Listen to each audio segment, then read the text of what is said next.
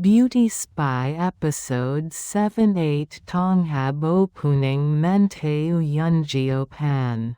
Previously, on Beauty Spy. A severed hand appears inside a shopping bag, its fingers frozen into the shape of a gun. Perfectly preserved with paraffin and stripped of identity. A message. A warning. A declaration of war. While forensic doctor Go Eun-hee deciphers the silent code left in the mutilated wrist. North Korea's encrypted numbers broadcast resurfaces in the dead of night, calling out to a ghost known only as Gillim Seong. And as the investigation deepens, another battlefield awakens beneath the surface. A digital attack, Hot Spring X, launched by Lazarus, the state-run cyber unit.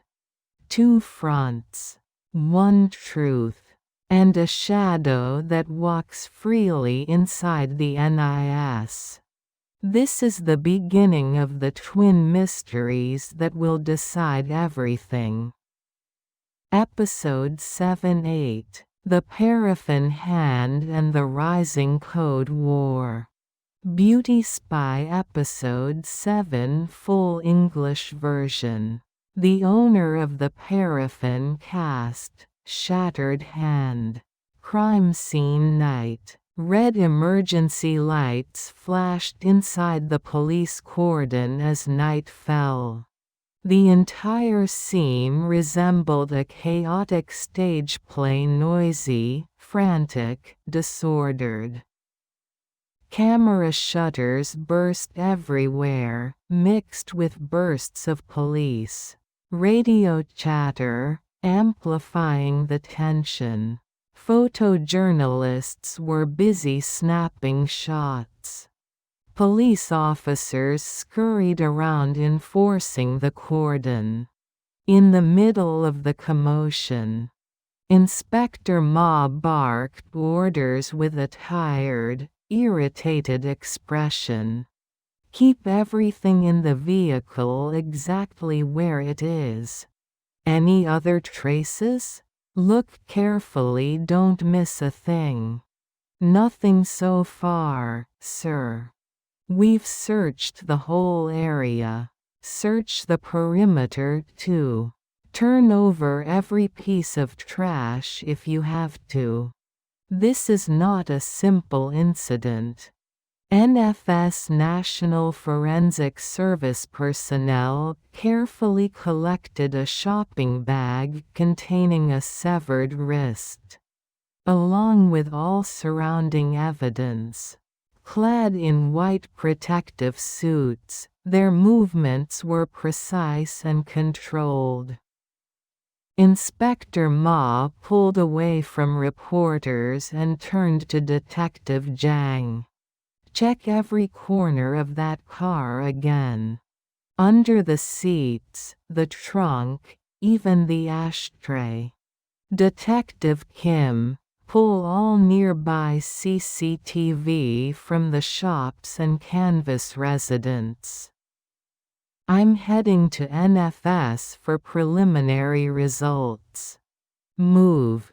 "Yes, sir." National Forensic Service late night.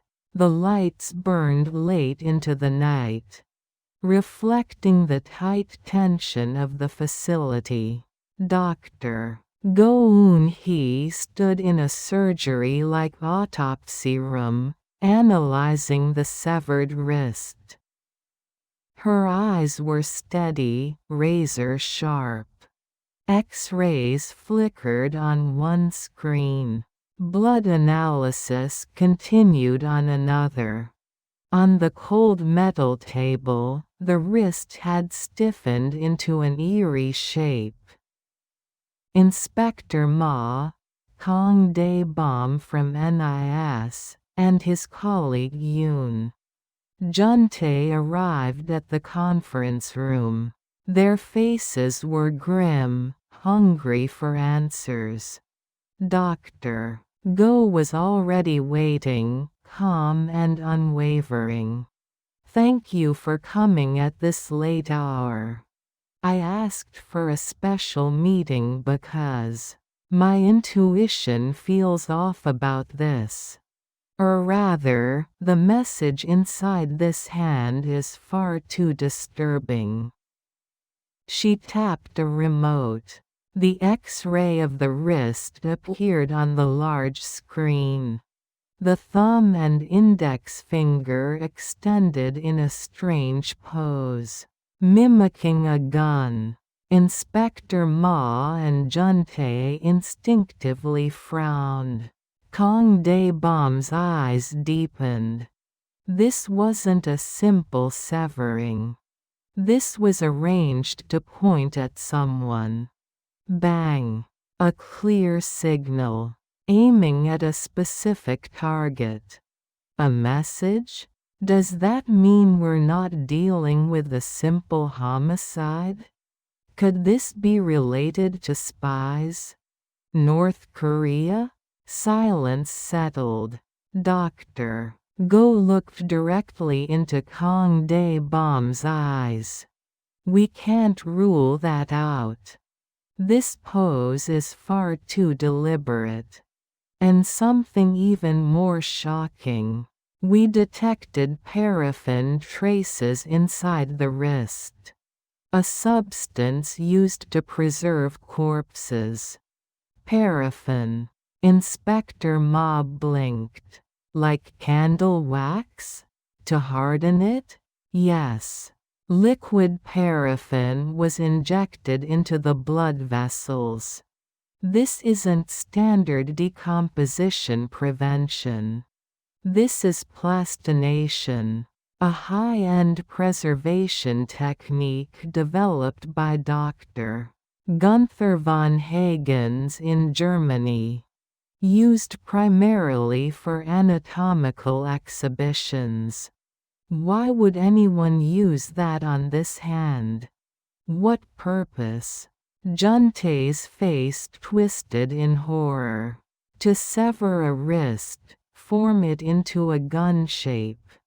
Preserve it using advanced plastination. This is no lunatic crime. This is a warning. A meticulously trained operative's work. Inspector Ma quickly asked, "What about fingerprints? Any traces?" "None.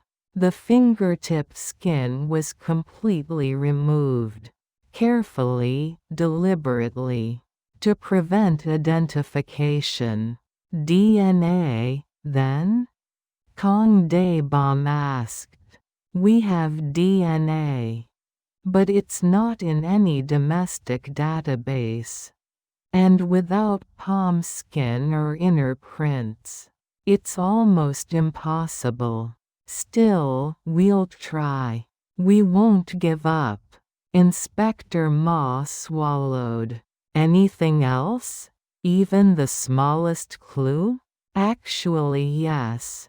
From the X-ray, we believe this hand was an accessory hand."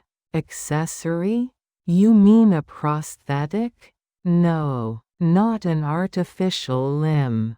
More like something carried for appearance. This person suffered a severe crush injury long ago. Multiple fractures. The hand had lost most function. Nerves and muscles severely damaged. So the person probably kept it for show only.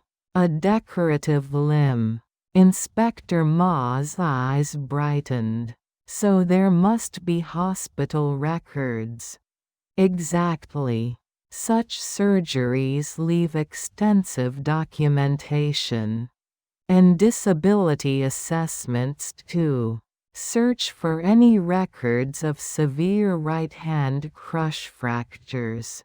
"That's extremely helpful. We'll track medical records immediately. Thank you, drive. Go. Inspector Ma bowed deeply. Kong Dae Bom also bowed politely. But his eyes lingered on Dr. Go-eun-hee with an unreadable emotion. As they walked down the corridor, Kong murmured to Juntae, "This is just the beginning. Someone sent us a message. A provocation. We need to decode it. And find the owner of that hand." Drive back drive, goes rumors. In the car, Dae Bom replayed everything. Paraffin preservation. Gun-shaped fingers.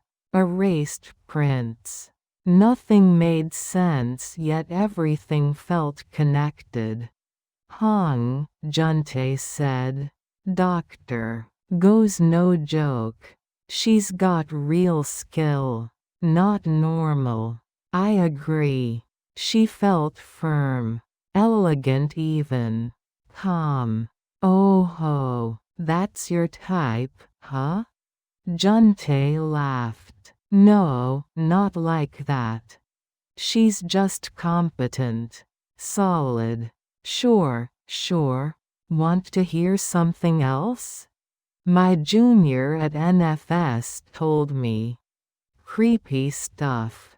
How do you know a junior there?" "I know someone everywhere, Hong." "Right." Juntae leaned closer, excited. "She once slept next to a corpse." Kong nearly choked. "What?" "No, I mean, when she can't solve a case. She stays in the autopsy room overnight. Says the corpse speaks to her. That's terrifying. And she eats jjajangmyeon next door to the autopsy room. With all the chemical smells. Interesting character. Strong stomach, strong heart, beautiful face. Perfect, yes? Watch your mouth. Show some respect." "Oh? Look at him defending her already." "Stop. Just drive. I'm telling you, this is a romance arc." "I said drive." Then suddenly, red light. Screech. The car jerked to a stop. Juntae poked his ribs, grinning. Kong stared straight ahead. Two thoughts overlapped. The case. And Dr. Go-eun-hee. NIS Interception Center midnight. Rain. LEDs blinking softly. The hum of frequency modulators. Juntae leaned over the equipment. "Hong," it started again. Third broadcast. Same as last time with Gilim Seong. Dae Bom sat beside him. "When?" 12:01 a.m. "Exactly. Every 15 minutes. Dae Bom pointed. "Pattern matches perfectly. It's numbers. Random sequence? A numbers station. Our target is active." Suddenly, a static-filled melody seeped through. "At an unseen field, like a flower blooming in secret." Juntae stiffened. "This is North Korea's encrypted broadcast opening." "Yeah. A message for Gilim Seong." "Meaning new orders?" Juntae typed rapidly. 5 digits. Repeated twice. Standard. And the call sign, 2031. Again. "The one we lost. Still active, then. Or tied to our severed hand." He grabbed the phone. Pull all data on call signs Gilliam Seong and 2031 from the last 5 years. No omissions. Now, a new operation had begun. Abandoned factory Haiwadong, underground, next to a silent conveyor belt. Li Yun-ah adjusted an unlit transmitter.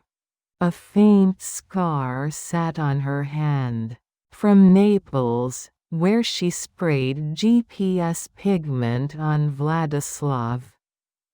She listened to the same broadcast the NIS intercepted.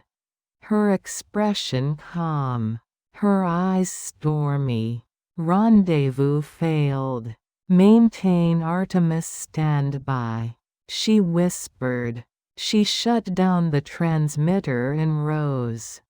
Her silhouette in the darkness looked almost otherworldly. In her mind flashed Gilliam Seong, call sign 2031, and Kong Dae Bom. At the center of all this, she would have to choose. Her next move would determine everything. Beauty Spy Episode 8 Full English Version. The Hot Spring. Malware Attack. NIS Office Late Night. Kong Dae Bom had spread numerous investigation files across his desk. Next to them lay forensic science books about plastination, along with printouts on silicone and epoxy material research. He recalled Dr. Go-eun-hee's calm but chilling voice. This paraffin-preserved hand carries a message. Daebom looked up at the sketch pinned on his wall, a drawing of a hand stiffened into the shape of a gun. Why shape the fingers like that? He murmured to himself. Intentional staging? A threat? A warning? His thoughts were interrupted by a knock. Team leader. It was Suho, entering with urgency. Inspector Ma is checking hospital records for patients who had severe crush fractures. We should have something soon. Good. We need that to narrow the suspect pool. We have the 10 a.m. meeting, right? Yes, sir. Emergency cybersecurity briefing. TCH North Korean hackers are relentless these days. There are signs it's Unit 121 again. Daebom rubbed his eyes. You look tired, sir. Suho commented gently, and Daebom answered with a faint smile, patting his shoulder. NIS Cyber Investigation Bureau briefing room. The gray-toned briefing room felt cold. Same lights, same ticking clock, but today, the air was heavier than usual. On the main screen appeared a log file and a file name. Hot Spring. X. Cyber Analysis Director Lee Young-ho spoke first. What's the code name again for what the North Korean hacker group used? Analyst Min Kyung-sam stood and pointed at the log. We believe it's Hot Spring. X, used by Lazarus. Another Trojan? Lee asked. Yes, sir. Disguised as a security diagnostic tool. But internally, it contains a privilege escalation routine and shellcode. Once infected, the host connects directly to a C2 server. Director Lee tapped the table slowly, frowning. What's the current damage range? 3 financial institutions, 2 telecoms. They don't know it yet. The explosion will come before the reports do. Finish full analysis in 30 minutes. Countermeasure report within an hour. If the media gets this before we do, the entire operation collapses. Silence fell. Then NIS Director Cho Seong-tae spoke, voice low and serious. Our agency is monitoring Kim Soo-ki and Bureau 121's Thallium Group. On multiple layers. Analyst Min continued, confident. We found at least 5 code similarities with known Lazarus attacks. We're certain. Strategy Division Chief Song asked. What IP ranges are they using? Min pressed the remote. Familiar private ranges popped up. 172.168.211.02419.168.82.027 and more. These 7 clusters here fixed C2 ranges. Block them and they reroute. Block again and they switch to the dark web. It's endless. Director Lee muttered. Kim Soo-ki, Thallium, Lazarus, and they're making billions off crypto hacking. Funding missile programs, nukes, everything. Min nodded. Yes. Recent attacks on the US and EU show the same code base. So the goal this time is crypto theft? Song asked. Most likely. There's a disguised access path into the electronic payment network. Goes through a Chinese proxy server, then domestic exchanges. Then laundered abroad. Did we alert the government? Yes, sir. We relayed it to the Ministry of Interior and the Financial Security Agency. Advised raising system threat levels and requested immediate C2 blocking. Lee nodded after a moment. Good. Within 3 hours, send the response guide to all ministries. If we're slower than the media, it's not an operation, it's humiliation. Yes, sir. Director Cho added quietly. It's clear now. The enemy no longer uses guns or missiles. They invade this country with code malware. So every unit here must stay sharp. The assembled agent's eyes hardened with determination. Get out there and find anything. Even a hint. Move. The agents dispersed like a wave. Hallway encounter with Una. A light tap on his shoulder made Day-Bomb turn. Team Leader Kong, hello. It was Lee Una. Oh, Una. Doing well? Yes, sir. One moment, something's on your face. Her delicate hand reached to the corner of his eye and she removed something from his skin. Then casually, behind her back, she flicked it away. What was it? Something stuck?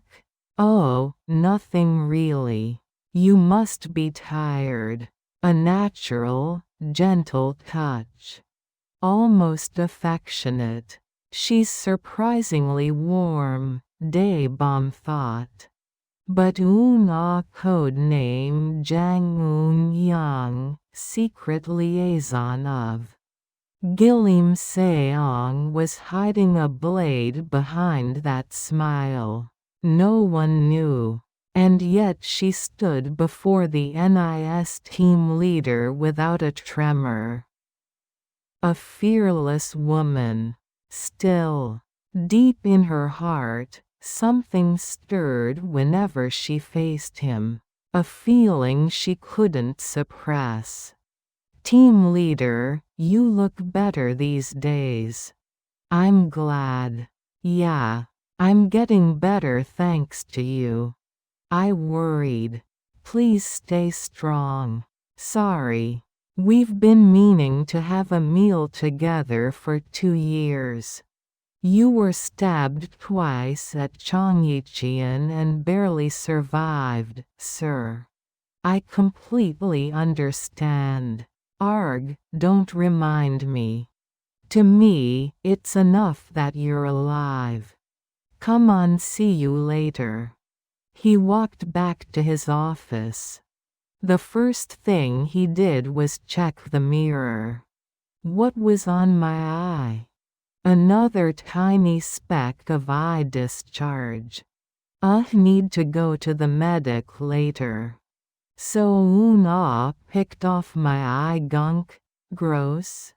But also surprisingly caring. He smiled faintly, completely unaware that she had been aiding the North Korean operative all along. First phone call to Dr.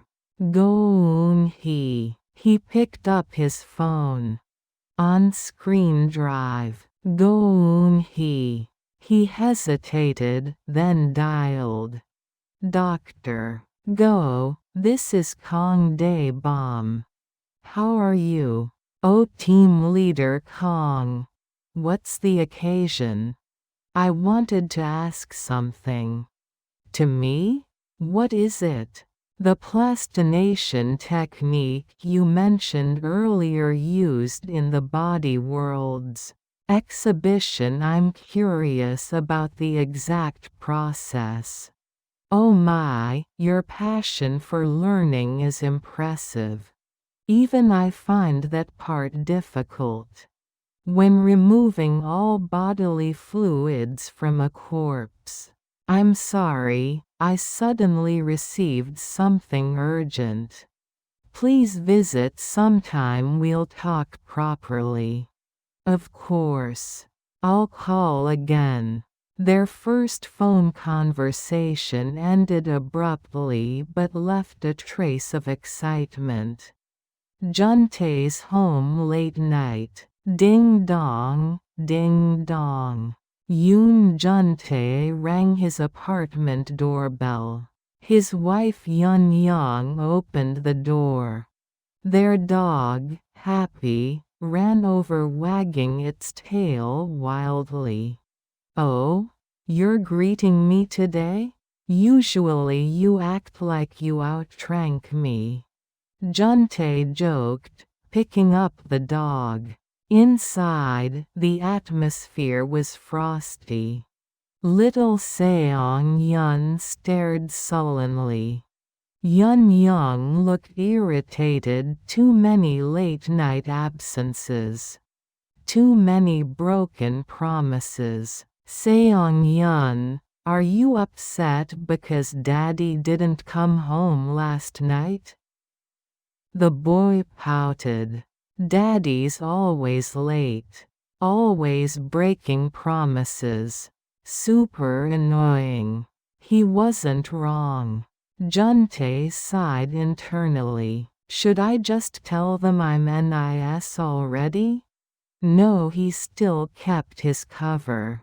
He had told his family he worked at a publishing company. If he disappeared overnight, he claimed he was at a book fair. Daddy will try hard to come home earlier. Didn't I buy you that Japanese game console? He tickled Seong-yun, earning a giggle and a small kiss on the cheek. Yun-young brought fruit to the sofa and muttered, "When have you ever kept a promise to me or this child?" "Come on, I'm already getting scolded by him," Juntae said sheepishly. They played a few games together. Juntae switched to a shooting game, and his character started blasting enemies left and right. Yun-young threw a cushion at him. "Look at you as if you're not some real-life gunman already." He exaggerated dramatically as the cushion hit him. "Oof. Okay, we'll sleep soon." After a few rounds, exhaustion hit him like a rock, and he fell asleep on the spot. Buzz buzz. His phone vibrated. Yun-young picked it up. "Yes? Hello? Oh, hold on. Honey. Phone." It was his publisher boss again. In other words, NIS emergency call. He woke up instantly. "Yes.